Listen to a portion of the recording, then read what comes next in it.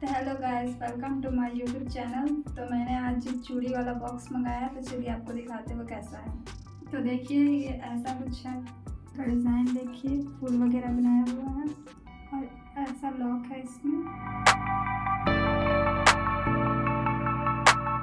तो देखिए इसमें कैसा मिलता है चूड़ी रखने के लिए। चलिए चूड़ी को इसमें रख के दिखाते हैं।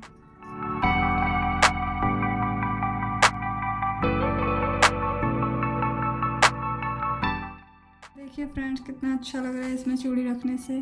आप इसमें चूड़ी को रख के कहीं भी ले भी जा सकते हैं, चाहे किसी को गिफ्ट भी कर सकते हैं। और इस पे बहुत सारा वैरायटी मिल जाएगा, कलर मिल जाएगा, डिज़ाइन मिल जाएगा। तो ये मैंने फ्लिपकार्ट से 150 रुपये में खरीदा था। आप लोग को अच्छा लगे तो आप लोग भी मंगा सकते हैं।